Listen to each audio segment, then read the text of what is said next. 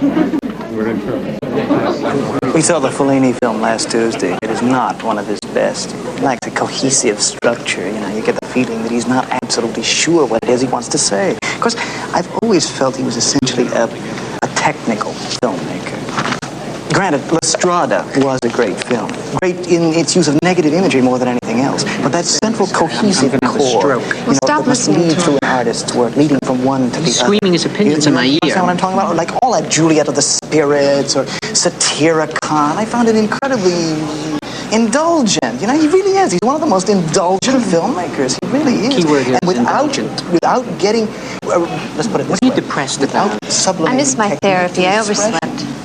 How can you possibly oversleep? The alarm clock. Do you know the hostile gesture that is to me? I know, because of our sexual problem, right? Everybody online at the New Yorker has to know our rate of intercourse. It's like Samuel Beckett. You know, I admire the technique, but it doesn't hit me on a gut level. I'd like to And hit this without guy on a doing gut that, level. Stop it, Alvy. He's spitting on my neck. You know, he spits the on most my neck when he important thing of talks. all. And you know something else?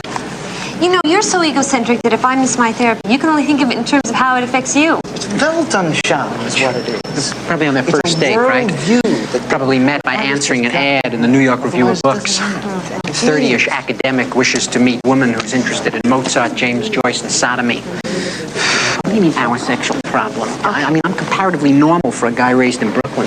Okay, I'm very sorry. My sexual problem. Okay, my sexual problem, huh? I never read that. That was Henry James, right? Novel? You know what The it sequel is? to Turn of the Screw? It's the influence of television. Yeah, now, Marshall McLuhan deals with it in terms of it being a high intensity, you understand? A hot medium. What I as wouldn't opposed give for to, a large sock as with horse opposed to manure in print, it. which is essentially What do you linear. do when you get stuck on a movie line with a guy like this behind you? Wait a minute, why can't I Just give my maddening. opinion? This is a free country? He can give you. Do you have to give it so loud? I mean, aren't you ashamed to pontificate like that? And the funny part of it is, Marshall McLuhan, you don't know anything about Marshall McLuhan's work.